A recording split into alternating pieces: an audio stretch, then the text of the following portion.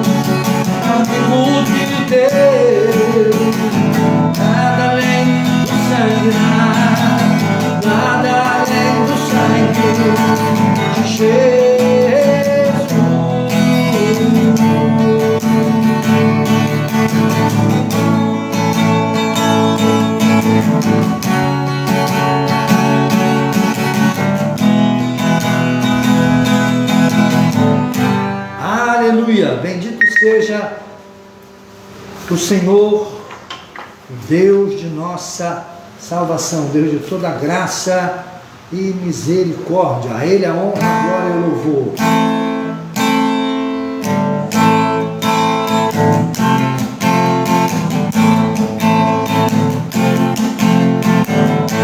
Deixou sua glória e por amor, e o seu sangue derramou de grande aquela via dolorosa se entregou. Eu não mereço, mas sua graça me alcançou. Eu me rendo ao seu amor, eu me rendo ao seu amor, eu me rendo ao seu amor, eu me rendo, eu me rendo. Deus é a minha estrela da manhã, cordeiro de Deus, toda a vida, doce, vida mais grande, é o chão mais santo de Israel, Deus do mundo grande.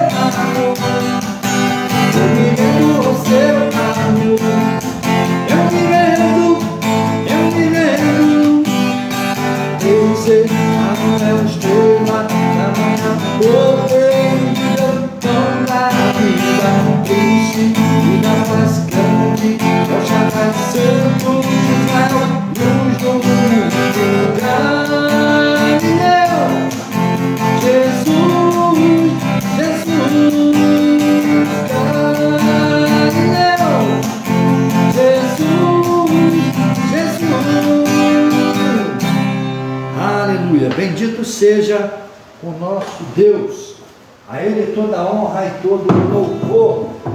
Glória a Jesus. Santo é o Senhor dos exércitos. Deus abençoe, meu irmão. Aleluia. Viu ontem? Então assoberbado aí, tanto problema. Ontem eu acordei pensando que era domingo. Ô glória! Aí fiz a escola bíblica, fiz tudo. Aí quando eu fui ver, eu falei, meu Deus, é sábado. Eu falei, foi bom que eu ensaiei para amanhã. Eu deletei a EBD, né? Mas Deus é bom, Deus é bom, Deus é bom. Isso acontece. Tanta coisa, tanta correria, que eu falei, hoje é domingo, acordei, arrumei tudo. E fiz a live, eu falei, meu Deus do céu, e agora? Ainda liguei para tu falando que era domingo, né? O Celso hoje não vem, que está muito gripado, tem uma gripe, uma virose andando aí, pegando todo mundo. Não se sabe se é a Covid novamente, ou se é essa Omicron, mas tem uma gripe braba rodando aí, Rio de Janeiro, São Paulo, está muito difícil. Então hoje, a nossa EBD, nós estudamos a lição anterior, a lição de número 12, Romanos. Agora estamos na lição de número 13 da nossa revista intitulada Conheça o Novo Testamento, né? Uma revista muito abençoadora. Adquira, vá na livraria evangélica, compre para você, editora Vida Cristã, né? Deixa eu te dar aqui os pormenores para você encontrar fácil, né? É isso mesmo. Editora Cristã, editora cristã evangélica.com. Uma bênção esta revista, uma bênção de Deus. Então vamos hoje começar em 1 Coríntios. Alvo da lição: saber, perceber a partir de 1 Coríntios como o pecado é traiçoeiro e também como pode ser combatido. Sensibilizar-se a realidade do pecado é a necessidade de vigiar para não cair nele. Você tem que estar sensível, o pecado é real, e tomar cuidado para não cair nele. Agir, analisar a própria vida em busca de pecados a serem tratados, esforçar-se por obter ajudas necessárias.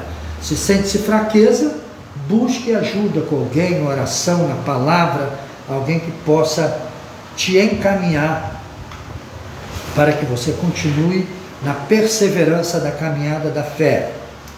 A maior parte da primeira epístola à igreja de Corinto trata de exortações ou conselhos práticos diante de uma série de problemas recorrentes entre os irmãos.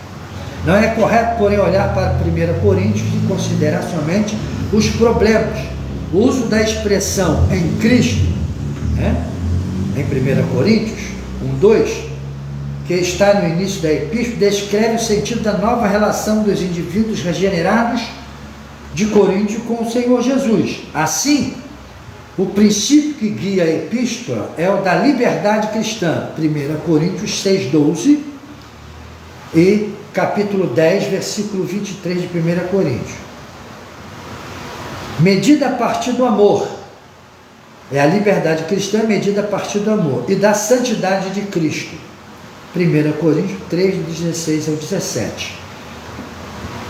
1 Coríntios revela o coração da doutrina bíblica para a igreja, a estrutura, métodos e mensagem. O objetivo dela é auxiliar cada igreja no local a enxergar os próprios problemas e confrontá-los segundo as escrituras sagradas. Ou seja, não deve haver tolerância contra a prática pecaminosa e tem que o pecado ser combatido no tempo e fora do tempo. A igreja foi chamada para pregar a santificação. Não tem como você pregar a santificação sem você mostrar o que é o pecado, porque a lei mostrava o que era pecado e você não tinha força para praticar a lei, você continuava escravo de pecado.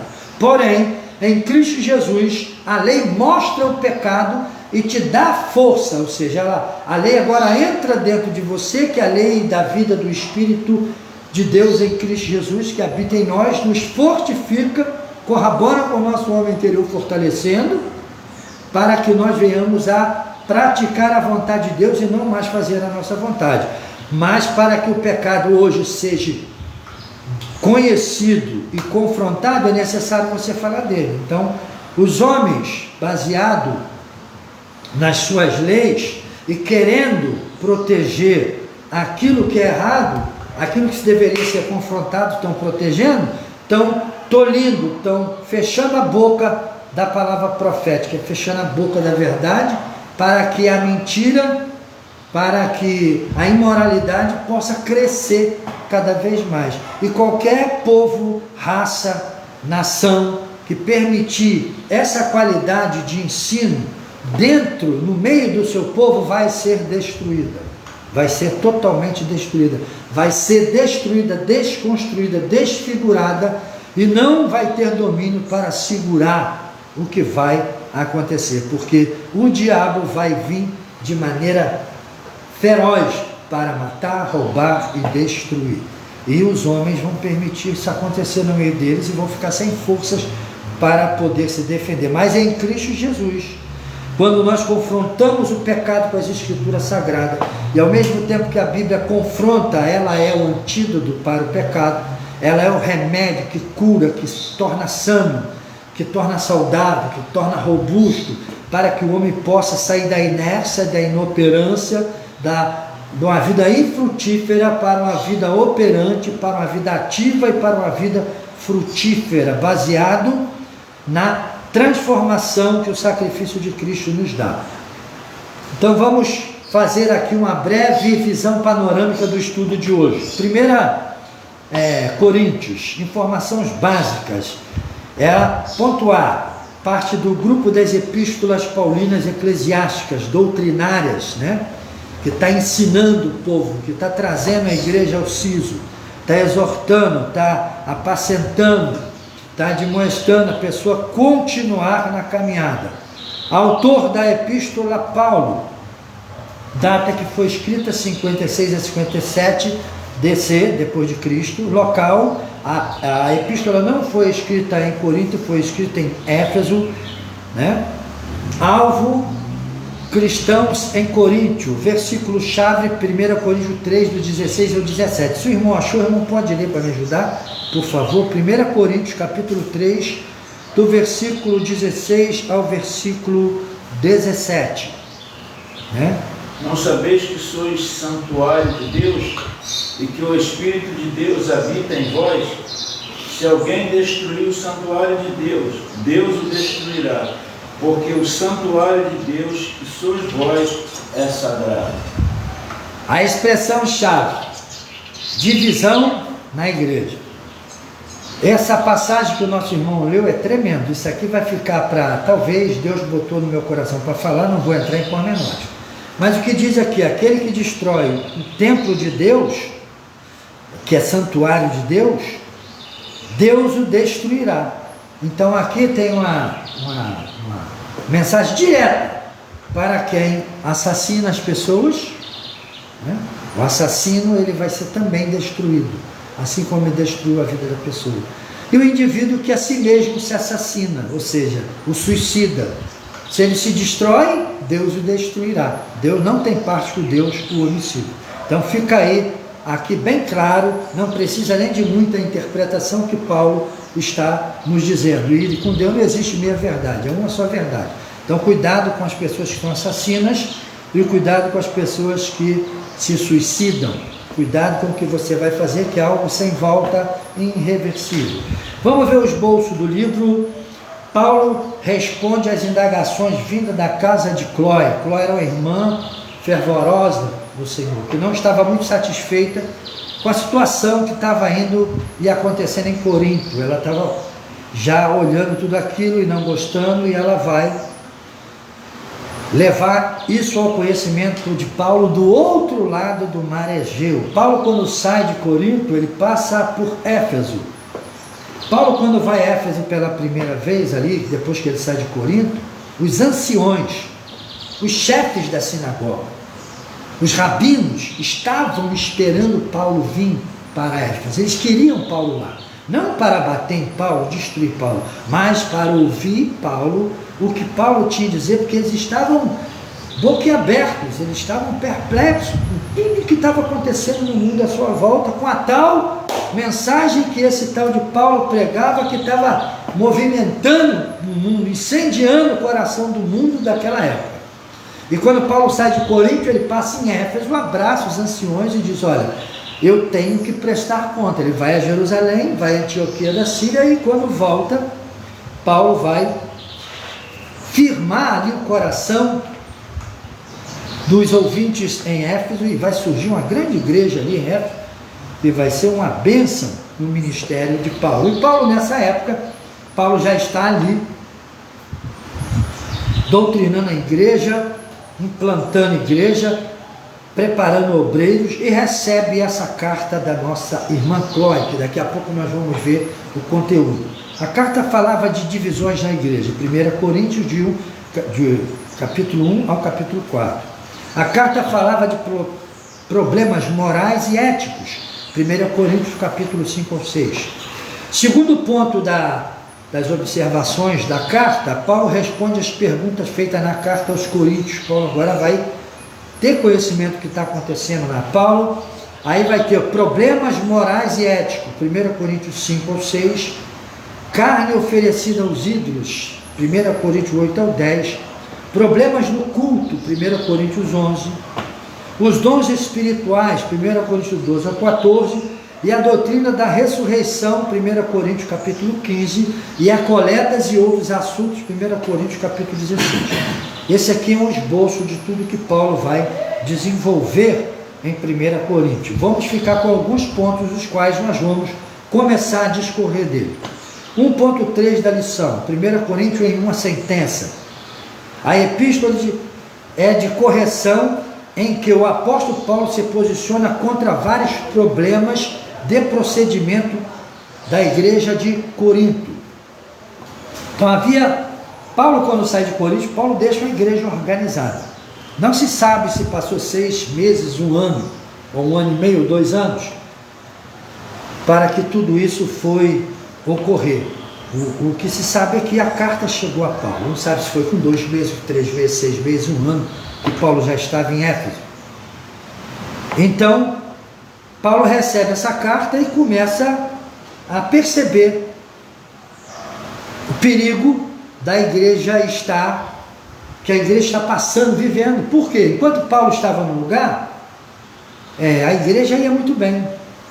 Isso parte de um problema de idolatria, né? Pessoas idolatram o líder, enquanto o líder está lá, ele é obediente, ele se mostra obediente, submisso. Quando o líder sai, entra outro líder. Se ele não gostar muito da cara daquele líder, ele começa a deixar o seu coração flutuando, e o diabo começa a operar, começa a promover discórdia, contendas, disputas e por aí afora. E surge toda sorte de pecado, fofoca e outras coisas que acontecem.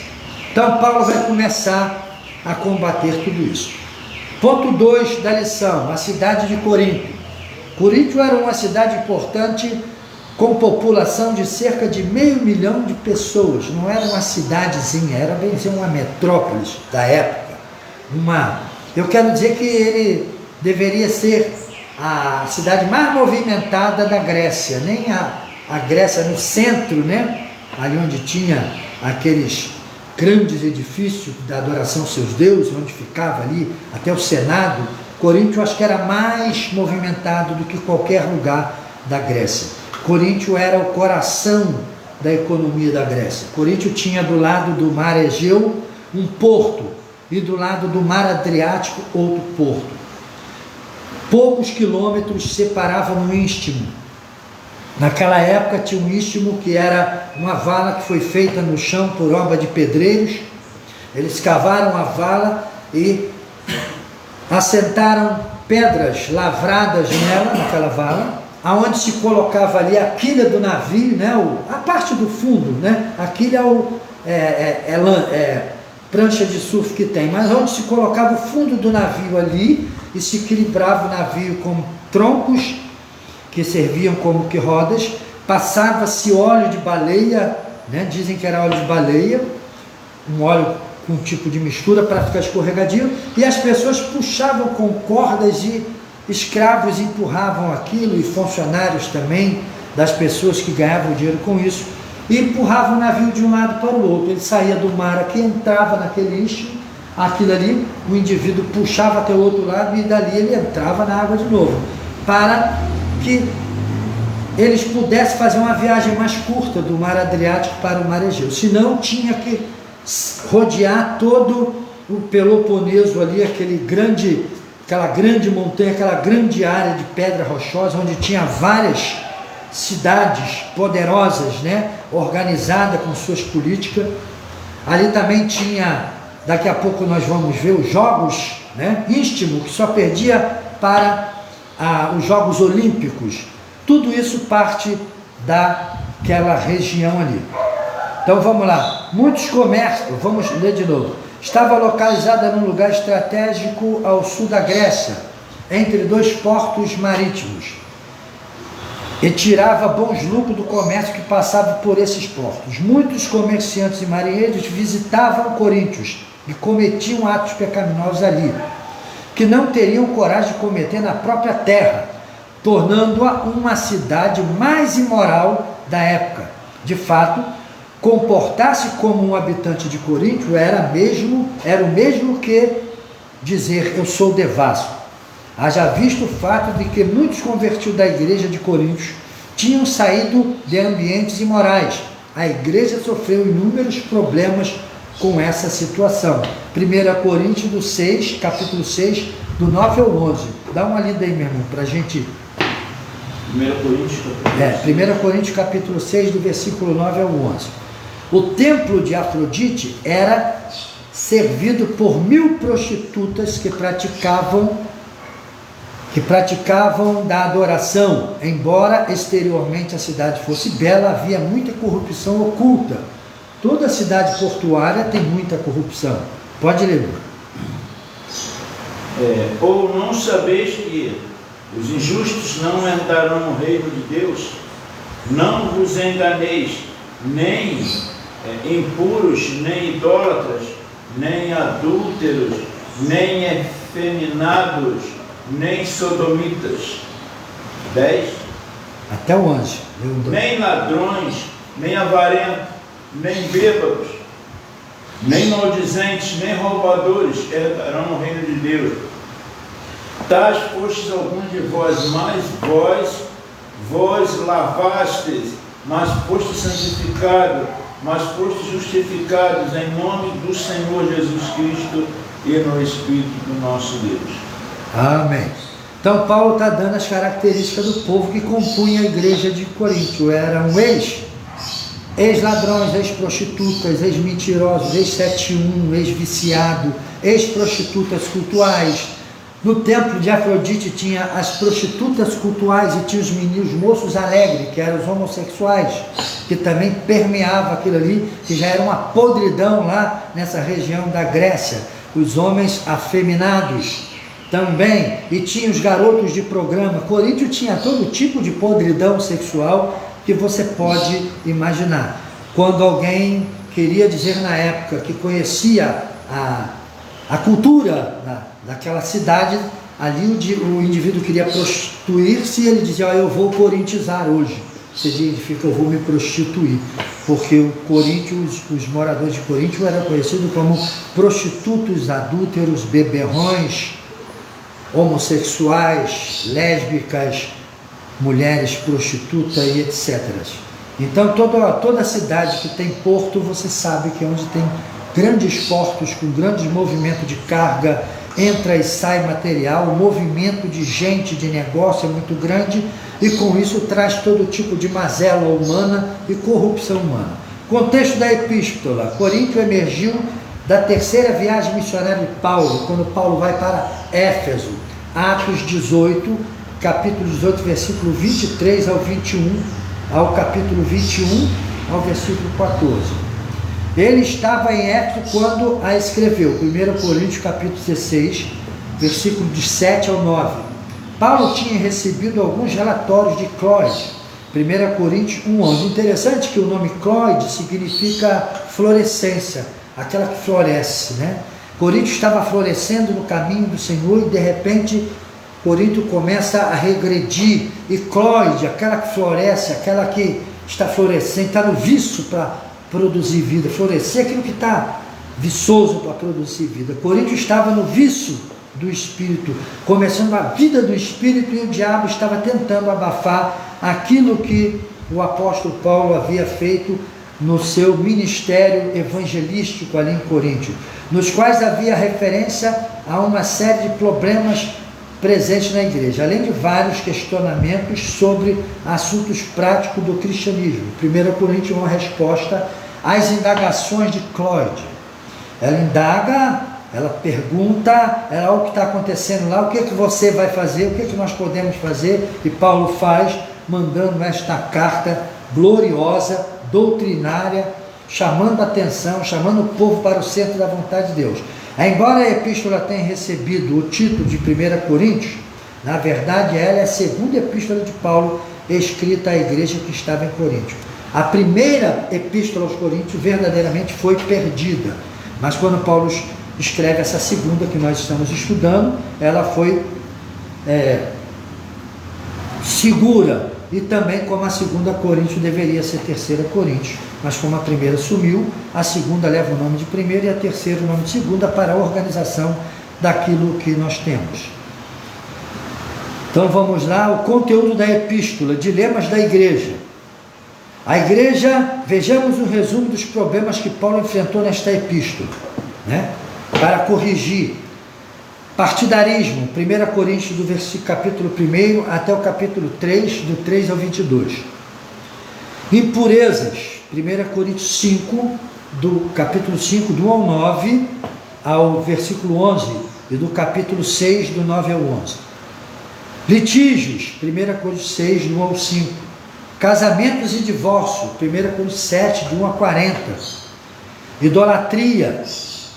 A idolatria aqui não era só pelos ídolos, mas também pelos próprios obreiros que foi em Coríntio, que dizem: eu sou de Paulo, sou de Apolo, eu sou de Cefas, eu sou de fulano. E Paulo diz que ninguém é de ninguém, porque todos são de Cristo, e se é de Cristo, todos nós somos de Cristo, porque Cristo é de Deus. Então todos nós somos de Deus.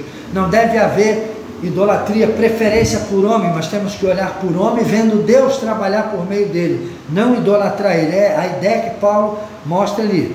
1 Coríntios 11, 5 ao 20 e do 12, capítulo 12, versículo 1, ordem no culto. 1 Coríntios 11, do 1 ao 34, desprezo à ceia do Senhor. 1 Coríntios 12, 1, 14, capítulo 14, do 1 ao 15, ignorância sobre os dons espirituais, no seu uso. Essa ignorância está até hoje, né? Eu gosto de falar que, daqui a pouco nós vamos entrar nesse assunto, eu gosto de falar que o ofício profético, o último profeta foi quem? Quem foi o último profeta das Escrituras Sagradas? O último profeta, ele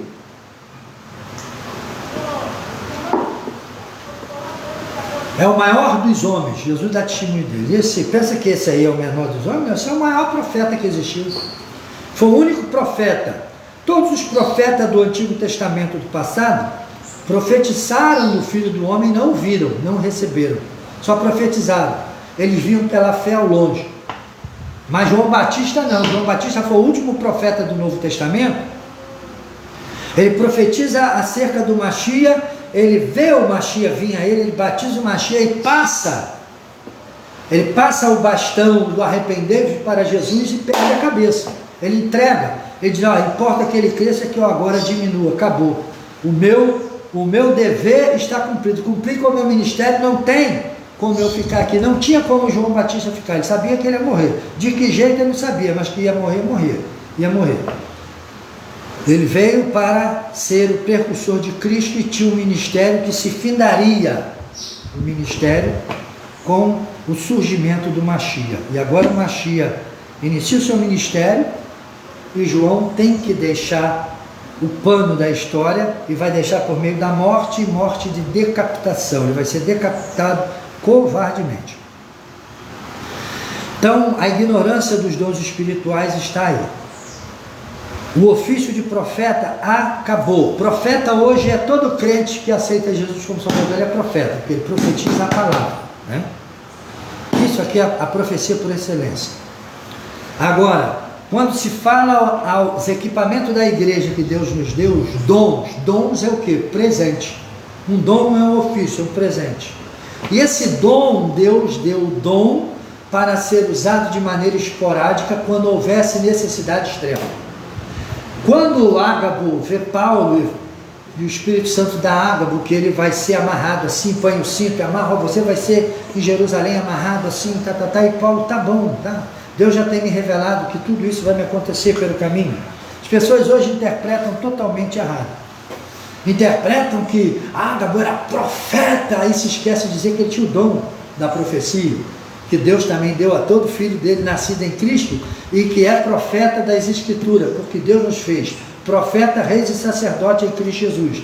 Ou seja, qualquer ser humano está apto a ser usado por Deus em qualquer momento que houver necessidade, desde que ele esteja preparado. Se não estiver preparado, Deus usa, porque ele é soberano. Então, quando Ágabo está sendo usado ali, as pessoas se esquecem que é pelo dom. Dom é presente, foi necessário Deus usar Ágabo ali. Então não é por ofício profético, não é. E Paulo não diz, então não vou para Jerusalém, não, vou voltar, vou para algum país do outro lado do Egeu ou na Europa, mas não volto para Jerusalém. Não, Paulo vai para lá e diz, eu sei o que me espera, Deus já me revelou. Você tem que entender que quando Deus revela a Ágabo que vai estar acontecendo, não é para Paulo, porque Deus já tinha intimidade com Paulo, já tinha falado com Paulo tudo isso, ele já sabia, tanto que ele não teme e vai sabendo o que ia acontecer com ele. Deus está falando ali para confortar e preparar o coração da igreja, para a igreja estar preparada, para a igreja estar ligada no que vai acontecer e não se escandalizar, não ser pego de surpresa. Foi isso que Deus fez ali. Então a igreja sempre sabe de todas as coisas. Jesus falou assim, para aqueles que só gostam de espectadores eu não revelo tudo, mas para vocês, falou para quem? Para o colégio apostólico. Quem era o colégio apostólico? Aqueles que estavam sendo gerados por meio da palavra, são os nascidos da palavra. Ali, aquela palavra ali é para nós, igreja, nascida e gerada a palavra, ele revela todas as coisas. Então a igreja nunca é pega de surpresa. Deus revela pelo dom espiritual. Então tem gente aí se intitulando profeta, como se ele recebeu um ofício de profeta. Não, tu recebeu o dom, use com esmero, use com santidade, porque isso é muito bom. Mas profeta, no ofício de profeta não existe mais, existe dom de profecia. Deus usa quando quer, aonde quer e quem ele quer, da maneira como ele quer, para que ele possa cumprir com os seus projetos e propósitos que não podem ser frustrados. Então vamos lá? Então esses são os pontos que nós vamos desenvolver. Exemplos negativos do Antigo Testamento. O Antigo Testamento descreve uma série de eventos positivos e negativos que servem de exemplo aos cristãos em 1 Coríntios. Paulo traz à tona vários exemplos negativos do Antigo Testamento, comparando-os aos erros cometidos pelos irmãos de Coríntios. Vamos ver aqui. 1 Coríntios 10, 7. Vamos lá, irmão, me ajuda. 1 Coríntios 10, 7. Quando eles cometem idolatria, né? Não vos façais, pois, idólatras, como alguns deles, porquanto está escrito: o povo assentou-se para comer e beber, e levantou-se para divertir-se. Isso foi em Êxodo capítulo 32, versículo 6, quando o povo faz lá o bezerro de ouro e foram adorar, foram idólatras, desviaram do Senhor. Paulo está chamando a atenção para que o homem não seja idólatra, que o resultado da idolatria foi a morte. 1 Coríntios capítulo 10, versículo 8, veja aí, lê para mim, por favor. E não pratiquemos imoralidades, como alguns deles o fizeram, e caíram num só dia 23 mil. Paulo está falando aqui de Números capítulo 25, de 1 ao 18, quando os filhos de Israel estavam debaixo da nuvem e não guardaram ali a sua santidade, se prostituíram com as filhas dos moabitas. Deus visitou aquele povo com sentença de morte. Vamos ver 1 Coríntios 10, 9, fala da incredulidade, vamos ver. Não ponhamos o Senhor à prova, como alguns deles já fizeram, e pereceram pelas mordeduras das serpentes. O povo em Israel, eles tiveram desconfiança, né, do cuidado de Deus, murmuraram malignamente, começaram a pecar contra o Senhor, e o Senhor vai permitir aquelas serpentes picar eles, e vai pedir Moisés para levantar a serpente de bronze, conhecida como Neusta, que ao olhar para aquela serpente, o homem era curado na mesma hora do veneno que estava dentro dele. E aquela serpente é o tipo de Cristo que seria levantado entre o céu e a terra para curar o homem do veneno do pecado, que leva ele à rebeldia, ao pecado, à incredulidade contra Deus. Então você precisa de crer, porque quem não crê vai ser morto pelo veneno dessa serpente que destrói o homem pela incredulidade. A incredulidade, o homem não crê. Quando não crê, não obedece. Quando não obedece, ele peca. Quando peca, se torna réu do fogo do inferno, digno de morte. 1 Coríntios 10, 10, vamos ver. Nem murmureis como alguns deles murmuraram e foram destruídos pelo exterminador. O que acontece? Começaram a murmurar, começaram a reclamar, não estavam bem. Vamos lá em Números, né? Números, capítulo 16, versículo 41, olha só. Mas no dia seguinte, toda a congregação dos filhos de Israel murmurou contra Moisés e contra Arão, dizendo: vós mataste o povo do Senhor. Ajuntando-se o povo contra Moisés e Arão e virando-se para a tenda da congregação, eis que a nuvem a cobriu e a glória do Senhor apareceu. E vieram, pois, a Moisés, a Arão e perante a tenda da congregação. Então falou o Senhor a Moisés, dizendo: levantai-vos do meio desta congregação, e a consumirei no momento. Então se prostraram sobre os seus rostos.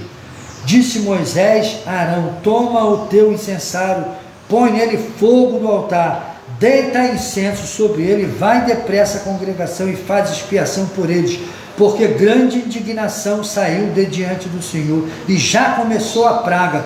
Tomou Arão e foi, e Deus então enviou uma praga que começou a matar. Deus ia matar aquele povo todo por causa disso. As pessoas não são submissas, não se colocam debaixo da autoridade de Deus, querem os seus próprios caminhos, querem lutar contra a santidade de Deus e colocar a sua imundícia em prática. O que acontece quando o homem faz isso? A Bíblia diz para o homem não matar, o homem não assassinar, o homem assassina. A Bíblia diz para o homem não roubar, o homem rouba. A Bíblia diz para o homem não fazer uso contrário ao uso da sua natureza, o homem se torna uma pessoa contrária ao uso. Se é homem, ele quer ser outra coisa. Se é mulher, ela quer ser outra coisa. Então, o indivíduo, quando ele abandona Deus, ele quer colocar sua vontade acima da vontade de Deus. Toda vez que isso acontece, a destruição vem por meio de uma praga, por meio de uma doença, por meio de algo sinistro que nós não conhecemos, mas o mal vem. Por quê? Quando fazemos isso, saímos de debaixo da sebe protetora de Deus, da cerca protetora de Deus, e entramos debaixo da mão pesada do diabo, e ele vem para matar, roubar e destruir, e ele faz isso. Deus permite o diabo destruir o homem por causa da sua estupidez, da sua ignorância. Isso estava acontecendo lá em Corinto. As pessoas já estavam sentindo coceirinha no ouvido, querendo voltar para as práticas do passado. Por que isso acontece? Por que isso acontece, pastor Américo? Porque há uma péssima ideia no coração daquele que falta entendimento. Cristão que tem entendimento, ele sabe, eu posso pegar um dinheiro meu agora, honesto, que eu trabalhei, ganhei, recebi, pego a minha família, meus filhos, que está comigo, vou para uma churrascaria, chego lá, como, almoço, janto, passo uma tarde lá, comendo, bebendo, depois saio, vou para a praia, caminhar com o meu pé na areia, sou livre para isso. Isso é bom, isso é saudável, desde que se faça no Senhor, de maneira honesta, de maneira decente. Tem crente, pessoa que vai para a igreja e ele vira crente, mas não se transforma num cristão. Que o crente que não é cristão, ele é um legalista, ele é uma pedra de tropeço, porque ele não tem conhecimento. O crente precisa de conhecer qual a contenda que eu tenho com os moradores da terra, porque falta neles conhecimento de Deus. Quando nós não temos conhecimento de Deus, nós queremos botar aquilo que nós achamos que vai agradar a Deus. E Deus não gosta de coisa que você acha, Deus gosta daquilo que Ele nos legou, da sua palavra. Então você pode ir para uma churrascaria, você pode ir para uma praia, você pode ir fazer um piquenique, você pode ir ao cinema, assistir um filme, desde que não seja pornográfico. Você pode ter o seu lazer. A pessoa aceita Jesus e não joga mais um futebol na praça, porque diz, não, lá é julgo desigual. Não é julgo desigual não, meu querido. Lá é a sociedade que você vive. Vai bater o teu... mas lá xinga palavrão, você não xinga. Lá eles são estúpidos, você não é. Lá eles bebem, você não vai beber. Quando eles saírem para beber, você vem para sua casa, dá um abraço nos seus amigos e vem para sua casa. O que impede? Quando eles estiverem falando coisas que não te agradam, você diz, envergonhe eles de maneira gentil, meu querido. Sinto muito, mas essa conversa não dá para mim, tá bom, meu querido? Um abraço, aí estou indo, estou me retirando. Isso vai fazer o quê? Vai tornar eles saudáveis, porque se você for uma pessoa que eles gostam de você, eles vão parar de xingar palavrão, eles vão tentar ter um equilíbrio até mesmo na sua vida, nas suas práticas, no seu comportamento, para que tenha você perto, para que haja uma harmonia. Isso acontece, eu sou testemunha disso, eu já vi acontecer isso comigo mesmo. Eu chegava, as pessoas calavam a boca. Um dia eu falei, por que vocês calaram a boca? Não, porque nós estávamos conversando coisa aqui que você não gosta, você fica triste, então a gente para de conversar. Eu chegava no local, acabou a conversa, transformava a conversa para o outro lado, às vezes a mesma conversa, só com outro tipo de linguagem. Por quê? Você representa a santidade de Deus, você representa a decência. Então nós precisamos de ser submissos a Deus e não legalistas. Então eu posso fazer uma excursão, eu posso ir ao cinema, desde que eu assista algo decente, eu posso ir a uma churrascaria, posso ir numa praia, posso visitar uma ilha afrodisíaca, né, para coisas sexuais. Não, afrodisíaca, no sentido que tu vai lá, tu se sente maravilhoso, que ilha linda, né? Aqui em Muriqui, Itacuruçá, tem tanta ilha bonita ali que tu pode passar uma tarde com a tua família, as pessoas às vezes não fazem nada. não querem fazer nada, porque agora eu sou crente, ele se engessou. Até quando tu vai aguentar ficar engessado? Gente vive solitário, cheio de solidão, porque não pode fazer nada, não faz mais nada. Se fizer um mercado para crente, ele vai no mercado só de crente, ele não vai no outro mercado, né? As pessoas pensam que estão morando em algum tipo de mundo diferente. Não, você está vivendo dentro do contexto realidade, você vive no planeta Terra. Aqui tem prostituta, tem ladrão, tem santo, tem pessoas santificadas, tem pessoas boas, tem pessoas ruins, tem de tudo. Por isso que Paulo fala, eu aprendi a comer legume, né, e comer carne. Eu me dou bem com todo mundo. Eu me sinto bem com todo mundo. Por isso que Paulo teve condições de salvar os oficiais romanos. Ele tinha diálogo com aquelas pessoas, ele sabia como ele dava o testemunho, ele não precisava de correr, fugir do pecado. É o pecado que tem que fugir do crente, entendeu? Ainda que ele tenta arrombar a porta da sua vida e entrar, ele não tem guarida, ele não tem lugar na sua vida. Ele vai lá, vai sujar você, mas vai ter que sair, entendeu? E porque Deus é o teu Senhor, Deus é o teu braço, Deus é a tua força. Assuntos polêmicos, liberdade cristã. Paulo sempre desfrutou com autoridade de sua liberdade cristã. Romanos, vamos lá? Capítulo 14, do versículo 1 ao 15. Romanos? Romanos 14, do 1 ao 15. Enquanto ele procura, eu vou ler o restante. Mas o apóstolo também se preocupava com as implicações da má compreensão ou aplicação desse conceito. Liberdade não pode ser confundida com libertinagem. Por isso, Paulo afirmou: todas as coisas são lícitas, mas nem todas as coisas convêm. Todas são lícitas, mas nem todas edificam. Ou seja, Paulo está falando tudo é lícito, mas aquilo que não edificar, não faça. Não edificar quem? Teu irmão, que às vezes teu irmão pode te escandalizar, ver você ir no cinema. Então se ele viu você ir para o cinema, irmão, não vou não, né? Melhor não ir não. E não vai naquele dia, vai no outro dia. Então deixa ele sair, depois tu vai. Eu vou lá assistir o filme, não faz mal nenhum. Mas se meu irmão se escandaliza com isso, eu não vou. Eu vou dizer para ele que não vou, eu não vou na frente dele, não. Depois que ele foi embora, eu vou lá. Eu não vou perder a minha liberdade, porque o meu irmão acha que cinema é pecado. Está entendendo o que eu estou falando? É pecado sim, se eu for lá ver um filme pornográfico, filme com cenas ridículas, mas se eu for ver um filme que passa, que foi feito para entretenimento, bom, né? Igual Homem de Ferro, Homem-Aranha e outro, tá? Você pode ir lá ver, qual o problema? Então vamos ser santos, mas não vamos ser fanáticos, né? Legalistas. Lê, meu irmão, por favor. Acolhei ao que é débil na fé, não porém para discutir opiniões. Um crê que de tudo pode comer, mas o débil come legumes. Quem come não despreze o que não come, e o que não come não julgue o que come, porque Deus o acolheu. Quem és tu que julgas o servo alheio para o seu próprio Senhor? Está em pé ou cai, mas estará em pé, porque o Senhor é poderoso para o suster. Um faz diferença entre dia e dia, outro julga iguais todos os dias. Cada um tem a opinião bem definida em sua própria mente. Quem distingue entre dia e dia, para o Senhor faz, e quem come para o Senhor come, porque dá graças a Deus. E quem não come para o Senhor não come e dá graças a Deus, porque nenhum de nós vive para si mesmo, nem morre para si. Porque se vivemos para o Senhor, vivemos. Se morremos para o Senhor, morremos. Aleluia. Quer, pois, vivamos ou morramos, somos do Senhor. Foi precisamente para esse fim que Cristo morreu e ressurgiu para ser Senhor, tanto de mortos como de vivos. Tu, porém, porque julgas teu irmão, e tu, porque desprezas o teu, pois todos compareceremos perante o tribunal de Deus. Como está escrito: por minha vida, diz o Senhor, diante de mim se dobrará todo joelho, e toda língua dará louvores a Deus. Aleluia. Assim, pois, cada um de nós dará contas de si mesmo a Deus.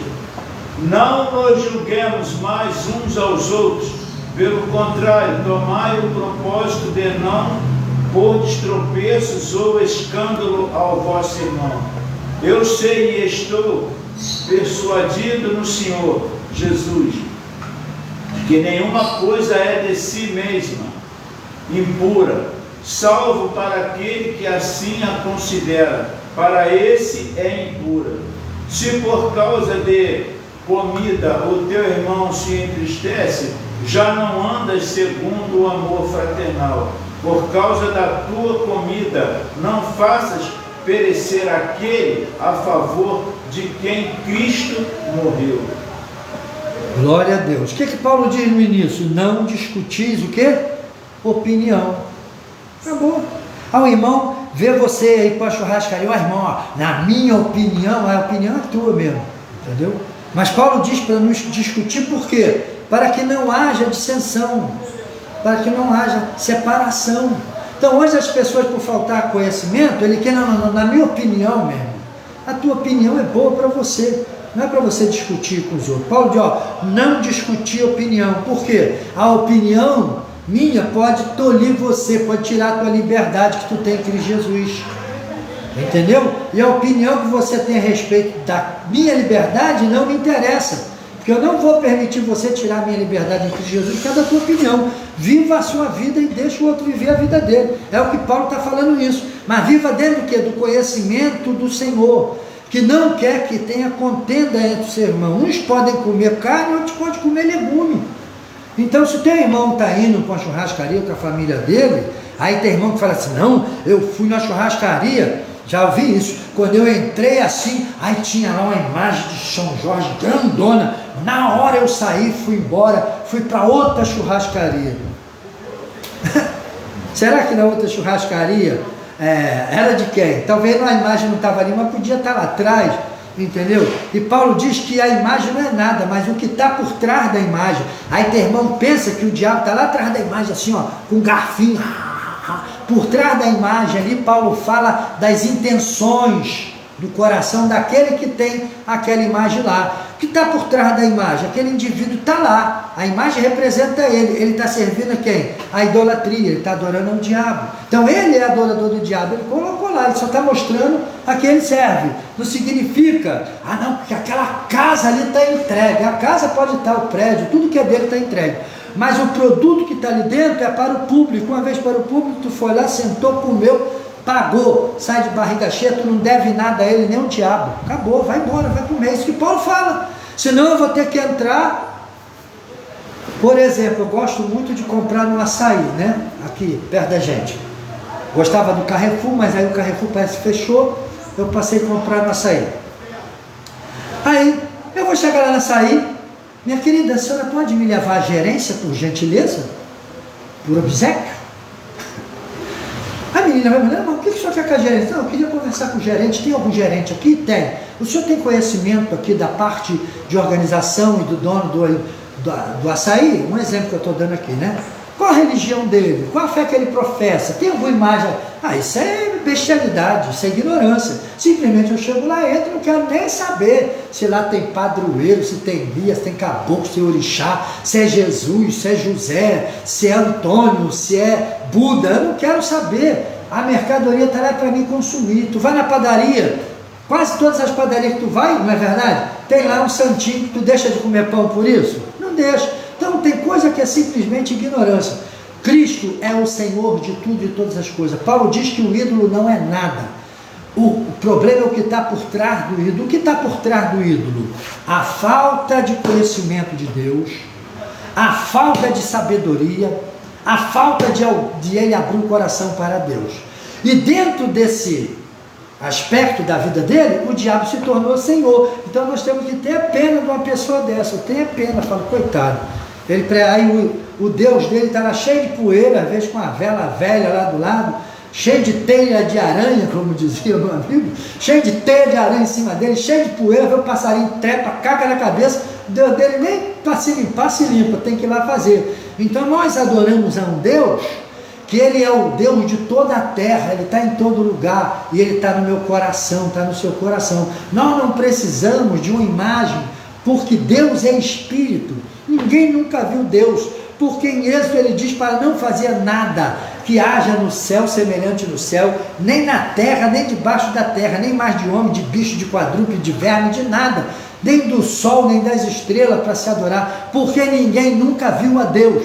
O único que viu a Deus foi o povo que estava quando Jesus nasceu, porque Deus era aquele homem Jesus lá. Então quando tu olha para qualquer homem, você vê Deus. Por isso que Deus diz que tem que amar o seu semelhante. Se tu não ama o semelhante e vê, como tu vai amar a Deus que não vê? Porque se ele veio e tomou forma de homem, quer ver Deus, olha para o homem, olha para o espelho, tu vai ver Deus, é isso aí.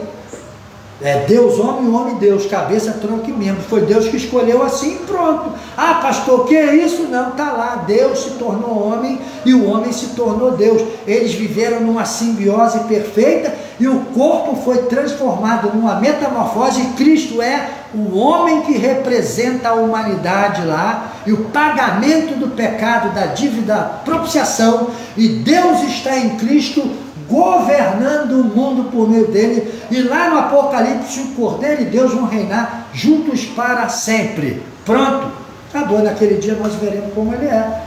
Então eu entro e saio de qualquer lugar, como, bebo e não pergunto a religião de ninguém, estou pagando com o meu dinheiro, eu não quero saber, e não me importa a opinião das pessoas. Agora, se eu ver que a minha liberdade vai levar o meu irmão a um escândalo para desviar do evangelho, eu, naquele momento ali, eu não faço, simplesmente, não, irmão, não vou não, eu até faço, mas hoje, olha, não vou fazer, deixa o irmão, porque ele é menino, então tu tem que tratar ele como menino. Então quando ele sair, outra hora, outro dia, que tu tiver à vontade, você vai lá e compra no mercado, vai lá, come sua pizza, vai lá, passeia na praia, né? Tem irmão que te vê na praia e vai dizer que tu está fora da doutrina. Tu vai para a praia, bota calção de banho, vai pegar um sol, um bronze, olha, tá fora, se Jesus voltar agora, coitado, eu sou transformado, meu irmão. Num piscar de olho, vou receber vestimenta, corpo espiritual, não vou nunca para o céu não, porque o poder de Deus é perfeito. E acabou. Tu acha que todos quando forem transformados vai vir algum tipo de roupa tecida de linho puro? Não, vai ser uma roupa de luz. Você já viu anjo? Eu já tive visão. Ah, pastor, não, estou falando para você, eu sou pentecostal mesmo. Eu já vi o varão, aqui onde eu estou pregando, aqui, ó, ali naquele corredor, andando. Ele ia lá embaixo, voltava, e eu estava dentro do meu quarto, e eu via ele olhando na parede, meu olho atravessava a parede, eu via ele lá fora. Eu lá no quarto, eu via ele lá fora. A parede não exercia nada quanto a ele. E eu estava vendo, ele de olho aberto assim, eu falei, caramba, Jesus, que isso, os meus ossos pareciam que estavam se quebrando.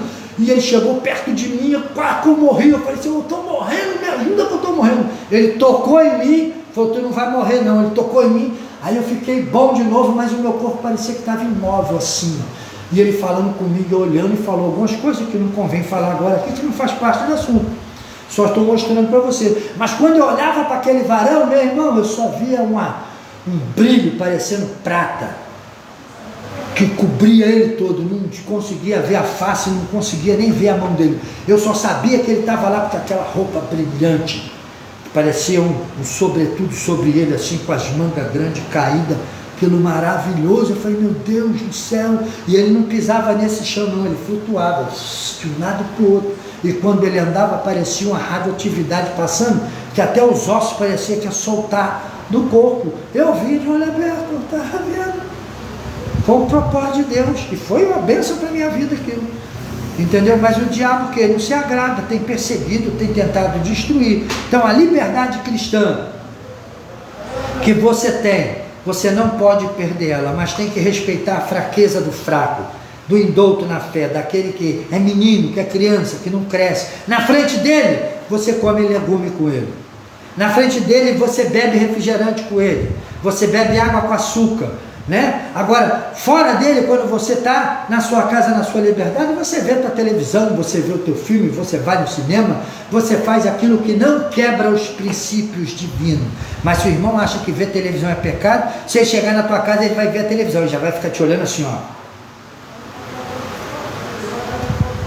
O que você faz? É verdade. O que você faz? O irmão está rindo. O que você faz? Liga a televisão, enquanto ele estiver ali, tu não liga a televisão. Liga o rádio, bota um louvor, aí come legume com ele, porque ele é menino. e você é adulto na fé. É isso que Paulo está falando. Perto dos meninos, me faça menino. Perto dos adultos, eu sou adulto. É igualzinho você, meu queridão. Ó, conheço Cristo, sei o que eu posso, o que eu não posso fazer. Essa é a verdade do Evangelho. Hoje tem muita gente aí, né, cheio de achismo, cheio de coisa errada.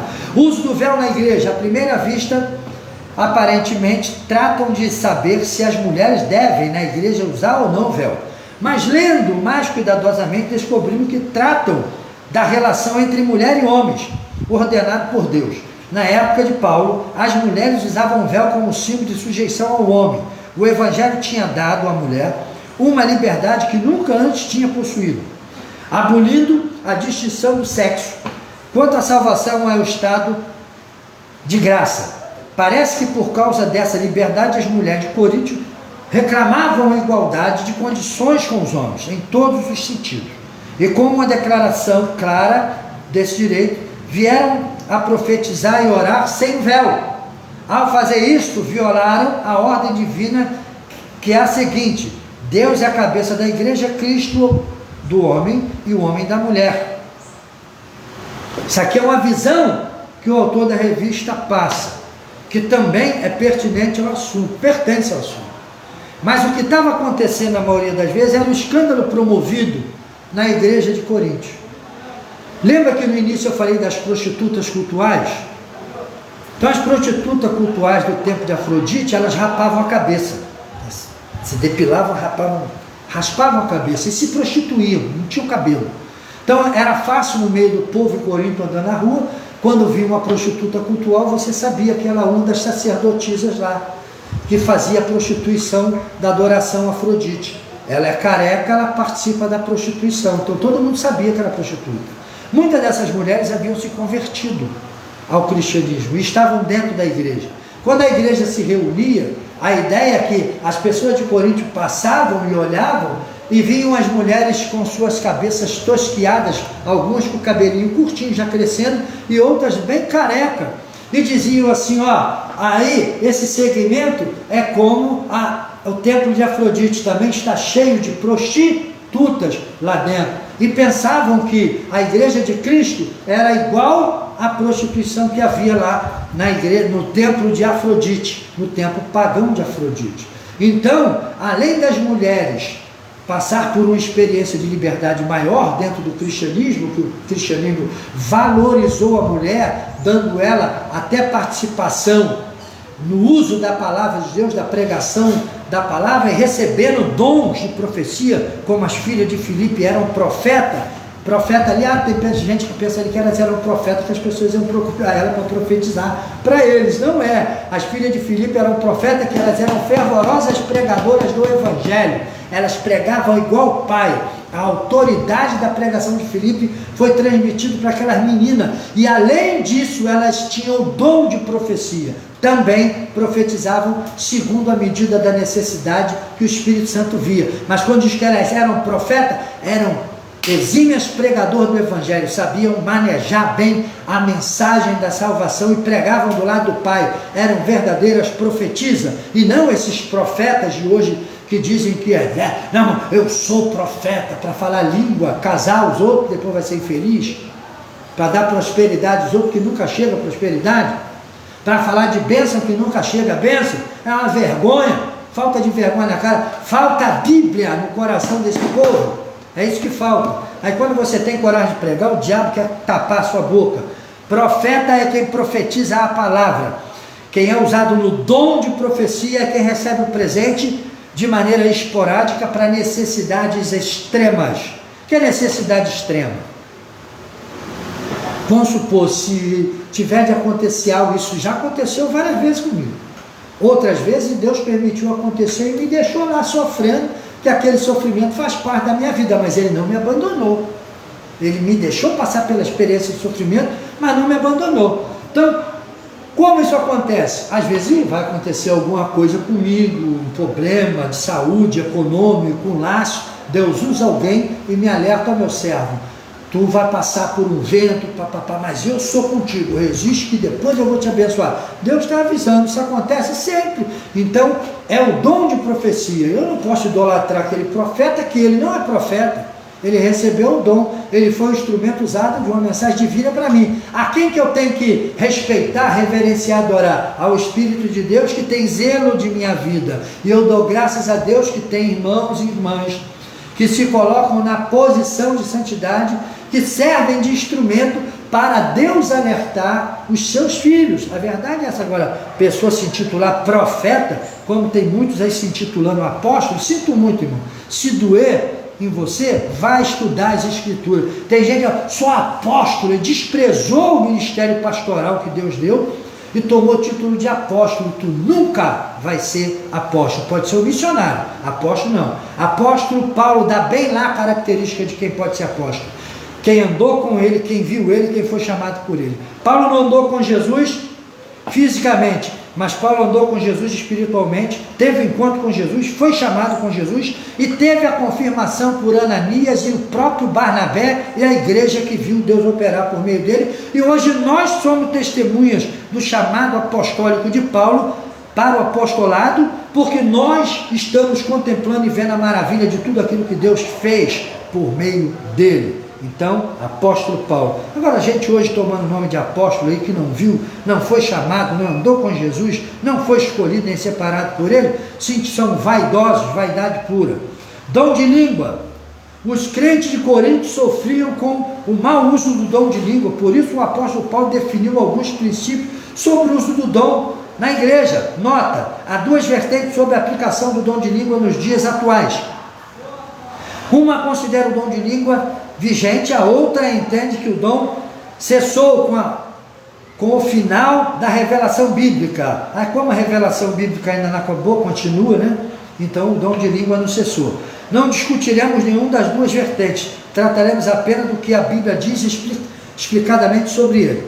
O último dom da lista é o dom de língua, que é o menos importante, porque ele não edifica ninguém, só a própria pessoa. Isso se ele tiver interpretação do que ele está falando. E se ele quiser falar língua, ele fala língua no quarto dele, no local à parte lá, à vontade. Porque quando eu começo a falar língua, sempre falo: você não me viu falar uma língua, que eu prego sem falar língua. Por quê? O próprio Espírito Santo fala dentro de mim para que eu não fale língua, porque a língua que eu falar não vai edificar ninguém, porque ninguém conhece, nem eu mesmo. Às vezes eu falo e Deus me dá a interpretação na hora para mim, aí eu continuo falando, que até fala comigo. Mas na maioria das vezes, quando eu não tenho interpretação, eu me calo, não vai me edificar, a não ser quando eu tiro um momento para orar. Aí eu oro em língua o tempo todo. Quem ora em língua se edifica a si mesmo. É bom orar em língua, porque cria uma barreira espiritual. O diabo, ele detesta ver o cristão falando em língua, porque fala em segredo com Deus. Possui menor importância que a pregação da palavra. A profecia por excelência é a palavra, que ela é explicada, que é entendida, que é assimilada e que transforma de dentro para fora. Línguas estranhas, língua do Espírito é só para quem tem dom de discernimento do Espírito. Se eu não tenho dom, eu não tenho discernimento. Se a pessoa também não tem, não vai discernir nada. Se não discerne nada, não há edificação. Se não há edificação, não tem necessidade de se falar. Deve ser seguido de interpretação. Se não tiver, cale a sua boca. 5 palavras entendidas valem mais que 10.000 em outra língua, a qual você não conhece nada. Servir de sinal para os descrentes não significa que você não deva falar língua no culto. Qual o problema da língua? O problema da língua é que o indivíduo fala e ele, por não ter doutrina significa educação. O pregador começa a pregar mensagem, ele está: glória, aleluia,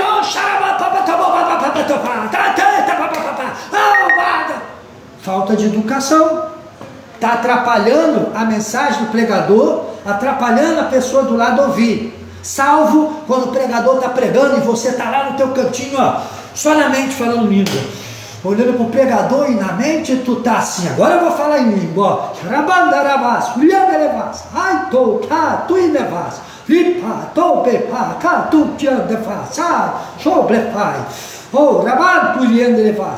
tu está falando quietinho lá dentro de você, aí o pregador está levando, oh, glória, não gosto de fazer isso não, começa a querer lugar, aleluia, e vai, a língua está lá dentro de mim, se eu quiser falar, eu começo a falar, eu estou pregando, mas a língua está aqui, é só, já vem. Então o que acontece? Você está ali ligado na mensagem, a mensagem está te edificando, e tu está saboreando, e a língua está fluindo dentro de você, e fala, aí a igreja está quietinha, de repente o pregador começa a levar a igreja com a arte de pregar para o ápice daquele momento, aí aquele momento, todo mundo começa a dar glória, e você solta mesmo, 30 segundos no máximo, 20 segundos no máximo.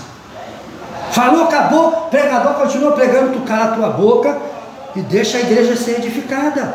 Isso é sabedoria, saber usar os dons do Espírito para a ordem na igreja, para promover o crescimento. Quando a pessoa não tem educação, ele começa a meter o pé pelas mãos e acha que falar em língua dá algum status de esse irmão é santificado. Esse é que é o problema. A falta de educação, a falta de doutrina, de conhecimento, faz a pessoa que não tem conhecimento, mas que recebeu o batismo do Espírito Santo lá, sabe falar, tem o dom de falar em língua, recebeu essa graça, ele acha que ele tem que falar para todo mundo ver que ele fala em língua, e depois sai, né, parece até um pombo dentro da igreja, ó. A parte show, meu irmão, segura na mão de qualquer um, então, fala em língua. Ele acha que aquele torna ele santo, transmite alguma santidade para alguém, ou transmite santidade para alguém, não transmite. É errado ele fazer isso? Não, mas é falta de educação, é falta de ética, é falta de ética com o ser humano, falta de ética com o próprio Deus, que confiou o dom na tua mão. Ele confiou a você para você saber usar. Lá no Velho Testamento, quando você vai estudar e você olha para um dos profetas, né, de grandes obras, chamado Elias, ele tinha um negócio chamado escola de profeta. Quando ele passa o cajado para Eliseu, quem passa a presidir a escola de profeta? Eliseu. Você vê que Eliseu está na escola de profeta, com os profetas comendo. Lembra que aquele homem colhe aqueles pepinos, colou tinta que era venenoso, joga na panela e todo mundo ia morrer? Ele joga a farinha, come, orei, tá bom, vamos comer, não vamos jogar a comida fora não. Comeram e ninguém morreu. Todos que estavam ali estavam em quê? Na escola de profeta. Não estava ali em escola de falar língua. Não era. Não era. Escola de profeta é para ele conhecer o caráter de Deus, conhecer a ética de Deus, como ser usado, como entregar a palavra profética. Naquela época tinha uma maneira de entregar. Tinha uma maneira. Hoje tem outra. Se você receber uma visão profética de algo, você vai lá entregar. Tem gente que pensa que é profeta, mas não é. O problema é que quando você recebe esse dom de falar em línguas, você entra numa dimensão fora da vida biológica, ou seja, daquilo que é tangível. Aqui do meu lado existe a realidade espiritual. Tanto que tu viu que eu falei língua agora, eu falei da carne, não, eu dei vazão, veio. Aqui vem eu falo, porque eu falo variedade de língua. Eu não fico repetindo a língua mesma todo dia, toda hora a mesma coisa não. Baboca, um dia vem uma, tem uns que vem que eu não consigo nem falar, que não dá para dominar. Eu não consigo, então eu não falo para não ficar enrolando língua. Eu espero até vir uma que eu consigo falar. Então o que você tem que fazer? Você tem que ter sabedoria, você tem que aprender, você tem que ter educação, ter doutrina, para quando você entrar no culto, você entrar, né, gosto de falar igual minha mãe falava, você entra chique, né, e sai chique arrasando. Agora o camarada entra na igreja, às vezes o pastor, quando olha o irmão entrando, já fala assim, já vem, esse irmão vai perturbar o culto, mas ele por ética não fala nada. Deixa o irmão lá, o irmão está lá, 1h30 de culto, 1h30 de língua. Ele mesmo, no final do culto, pergunta, irmão, como é que foi a mensagem? Ele olha para você, irmão, não sei não tive nem tempo de ouvir, porque ficou falando língua o tempo todo. Aí fica difícil isso. Se eu estou errado, você me corrige aí. Então é o mau uso por falta da educação, por falta do ensino, porque muitos pastores hoje que presidem igreja não fizeram um bom seminário. Quando faz o seminário pentecostal, que tem um professor lá que é pentecostal e te ensina, porque eu fiz seminário pentecostal, que eu estou te ensinando aqui, eu aprendi no seminário pentecostal. Não sou contra falar em língua, porque eu falo em língua, você viu falando aqui agora, sou batizado do Espírito Santo. Deus me usa de maneira do dom profético também, mas não sou profeta da palavra, mas quando sou usado no dom profético, eu estou sendo um instrumento de Deus Deus me mostra em visão, revelação, acabou. Deus fala, vem com voz audível no meu ouvido. É só ter necessidade de eu estiver lá, ele fala, pronto. Eu lembro que antes de começar a pandemia, eu vi um pastor arrogante em cima de um púlpito, com arrogância tremenda. Aí Deus falou no meu ouvido assim, ó, fala para ele. Eu falei, se eu falar, ele vai me botar na rua. Não vai querer ouvir isso, tem misericórdia de mim, Senhor. E eu comecei a dialogar com Deus, falei, Senhor, tem tantos profetas, tantos vasos aqui. Aí Deus tomou uma irmã usada no dom profético, a profetisa usada no dom de profecia, ali, e falou, olha, esse lugar vai passar por um grande momento ruim, vai ficar vazio. Aí todo mundo escandalizou, pastor, vai ficar vazio. Eu falei, ela está falando a verdade, porque o Senhor quis me dar essa palavra profética. O que ela está falando, Deus estava querendo me usar, mas tomou ela, porque eu fui covarde. E eu falei, e Deus teve compaixão de mim, entendeu o que eu estava falando, usou logo a pessoa do meu lado, que quando Deus começou em mim, aquela palavra profética, eu olhei para ela assim e falei, usa outro, Senhor, e tomou ela. Falei, Senhor, eu não posso entregar isso, se eu entregar isso, o Senhor está vendo a situação? Aí Deus tomou ela na hora, acabei de pensar e tomou a pessoa. Falei, eu vou deixar esse lugar vazio, e deixou vazio. Veio a pandemia, tu entrar, eu fiquei lá, eu ficava na igreja, a igreja pura, só escutava os pombos, tô achando, os pardal dentro da igreja cantando, e eu falei, ó, falou Deus e ouviu o homem, e a palavra de Deus se cumpriu, eu vi se cumprir.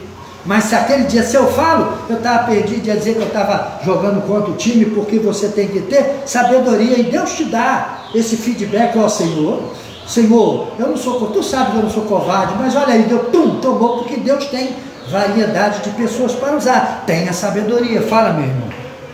Eu estou lembrando aqui que essa situação tem muitos, é culpa também de muitos obesos, já colocou mais ou menos aí, porque tem muitos textos que vão pregar e às vezes não tem mensagem, e fica mandando o povo, no tempo da mensagem, fica mandando o povo da glória. Certa vez, um mensageiro, em determinado lugar que eu estava, e eu ali até exercia o comando do culto abaixo de Deus, sendo presbítero, o pastor estava no gabinete, e eu estava ali para fazer encerramento, o irmão pregando, e aí ele queria que o povo dava glória, e estava chamando assim também atenção para ele. Como eu estava usando, fazendo da maneira que eu aprendi, eu estava procurando comer, eu com meus olhos fitados nele, esperando que vinha para eu poder entender. Ele olhou dentro da minha cara e gritou assim, não adianta ficar olhando para mim não. E falou uma senhora das bobagens que eu até esqueci, porque ele queria que eu ficasse como os outros, pulando e dando glória. Ele não tinha mensagem, e eu tinha que ficar pulando, dando glória, para poder encher o tempo. Para as pessoas... às vezes a pessoa sobe. O erro maior é do dirigente do culto, ou seja, do pastor presidente que preside. É ele que permite pregar. Tem que saber escolher os pregadores, tem que escolher gente que tem palavra, que seja dura, mas que seja palavra. Então, às vezes, a maioria está assim. Então o camarada bota outro lá em cima, eles querem ver o povo pulando, dançando, falando em língua, quer dizer, eles pensam que barulho, bagunça é avivamento.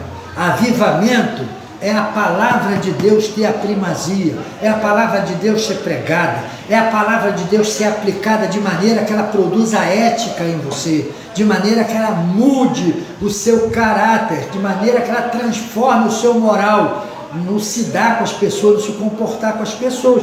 Então essas situações é que tem que acontecer por meio da pregação da palavra, mas isso não acontece. Em Coríntio, Paulo estava corrigindo tudo isso, uma igreja que ele implantou com autoridade, com poder. Enquanto ele permaneceu ali, a igreja idolatrava ele. A verdade é essa, todo mundo ficou quietinho, a exortação vinha, estava todo mundo engomadinho, bonitinho, com cara de crente e coração ímpio. Quando Paulo sai, aí se mostra verdadeiramente o espírito, não de toda a igreja de Coríntio, mas de muitos que ali estavam, porque eles estavam passando por uma experiência sobrenatural, haviam se transformado em nova criatura, estavam em Cristo, mas o estar em Cristo tem que ser um estar constante, um alimentar constante, buscando a santidade, a santificação, o poder de Deus, a presença de Deus, por meio da renúncia do pecado, por meio da renúncia do mundo, por meio da renúncia daquilo que o mundo produz. Que o mundo produz fofoca, covardia, desgraça da vida dos outros, e às vezes o cara diz que é crente e está comungando com esse tipo de gente. Vê o seu irmão sofrer uma covardia, ao invés de se levantar a favor dele, você bota o dedo acusador. Olha lá, não disse? Olha lá, isso é inveja enrustida dentro de você, é uma desgraça que você traz dentro de você. Você tem prazer de pisar no justo por causa do testemunho do ímpio. O ímpio não tem testemunho, ele é do diabo, já no maligno. Por que isso aconteceu? As pessoas não ponderam. Vem cá, por que isso aconteceu com o irmão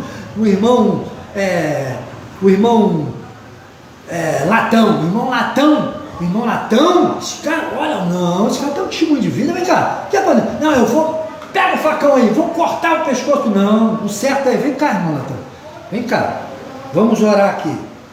Pega um dia direitinho, com calma, chama o irmão Latão, come um pão lá, com queijo gostoso, um cafezinho quente, bate um papo, fala de Jesus, e quando o irmão Latão estiver bem bacana, bem tranquilo, bota um louvorzinho suave e chama o irmão Latão, o que aconteceu? Eu estou sabendo de algo, não sei se o irmão sabe, né? Mas eu vou contar algo aí que está rolando aí pela irmandade, na boca do povo que não é a boca de Deus. Está acontecendo isso é verídico? Não, às vezes o irmão Latão, coitado, está sendo vítima de Satanás, e um crentão lá que não pondera, não tem o Espírito Santo, não tem amor, não tem longanimidade, não é benigno, ele vai e mete a faca no irmão Latão, mata o irmão Latão. Aí ele se tornou tanto réu do fogo do inferno, quanto o ímpio lá que fez a impiedade com o irmão Latão, que ele só somou a impiedade do ímpio. Então, irmão, pondera. A Bíblia diz assim, não julgueis, dê tempo. Paulo sabia o que ele estava fazendo.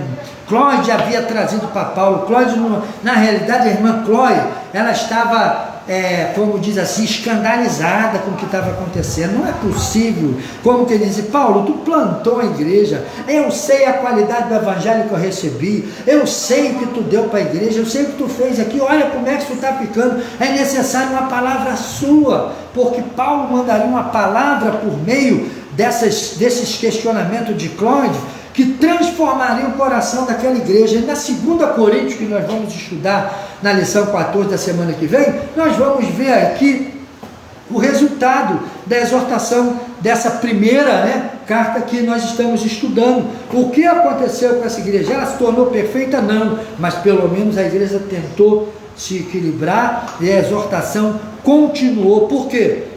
A salvação, ela é imediata, mas a conquista da salvação é progressiva por meio da prática da fé. Aí tem irmão que fala, não, irmão, a salvação é pela fé. Verdade, mas não te explicaram os pormenores, não? A salvação é pela fé, não fé que o homem possui, que eu não tenho fé, eu tenho a capacidade de crer. Fé significa aquilo que é verdade, que vale para a minha salvação. Então, fé é essa palavra. Então, quando eu recebo ela, eu falei, eu tenho fé. É a minha regra de fé e prática. Então, se eu tenho fé, eu ando nessa fé, eu pratico essa fé.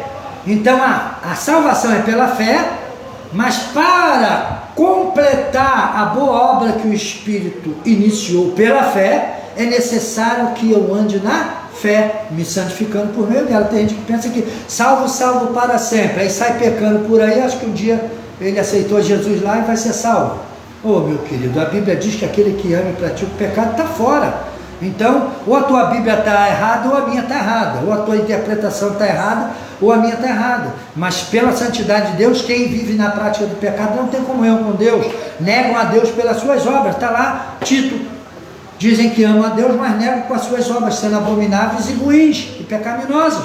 Então, o que nós temos que fazer? Ter a visão de Clóide. A igreja precisa de ser confrontada, o pecado precisa de ser confrontado.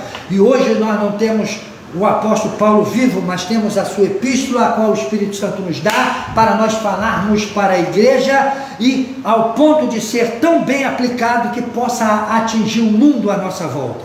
O mundo hoje olha para a igreja e vê a igreja igual a ele. Hoje tu vai na igreja, o pregador está lá pregando a palavra, cada um veja como edifica.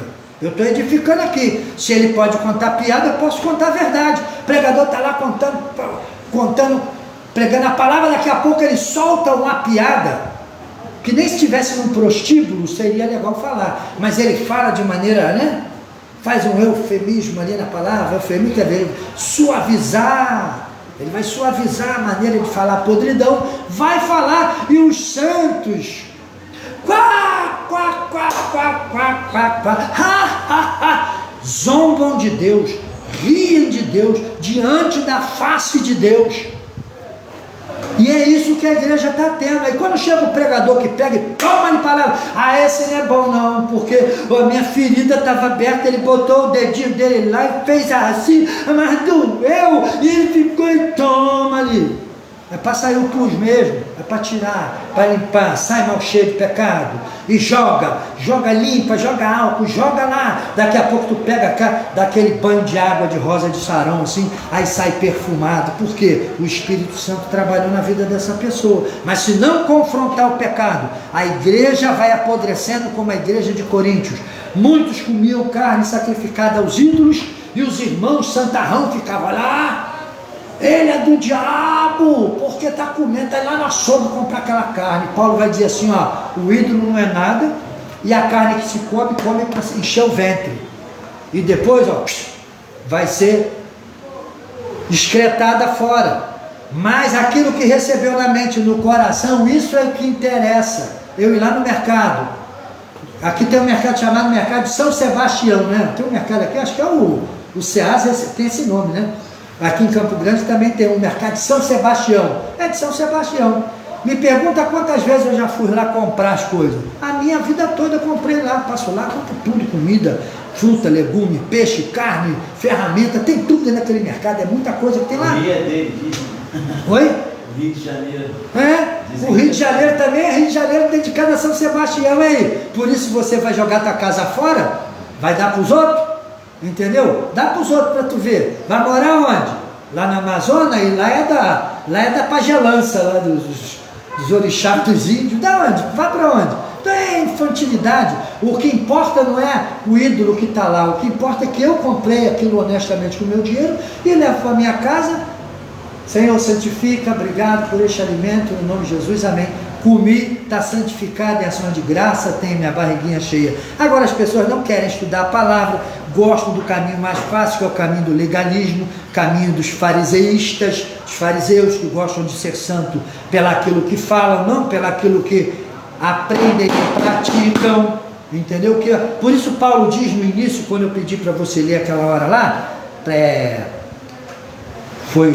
qual foi aqui? Você leu, deixa eu achar, peraí,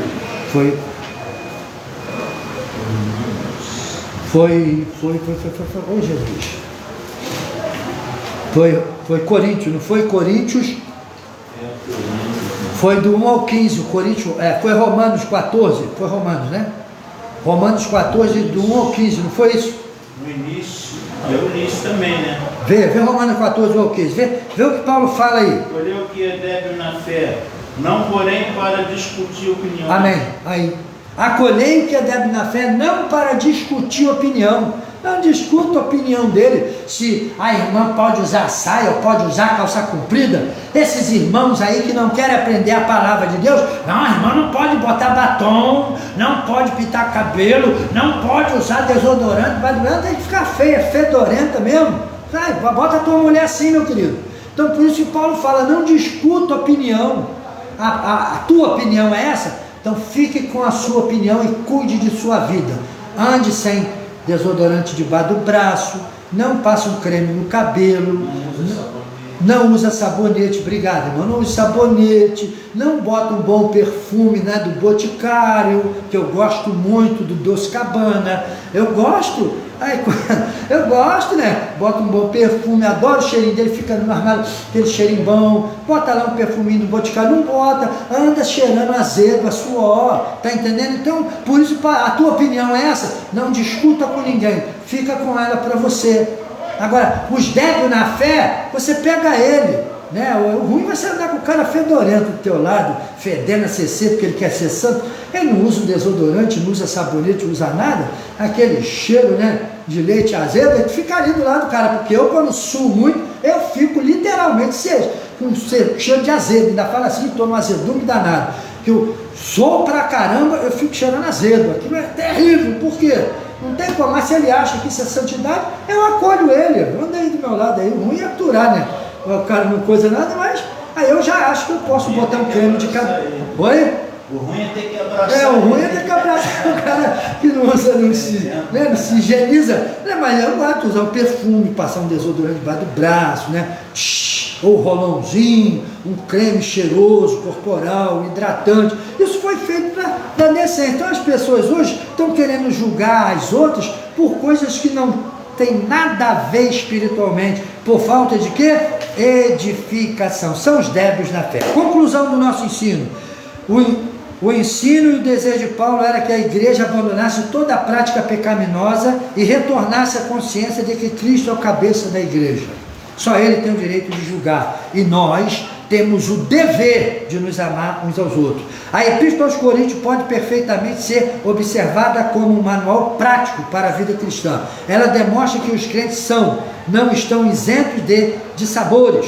Todos estão sujeitos a deslizes, principalmente no convívio em comunidade.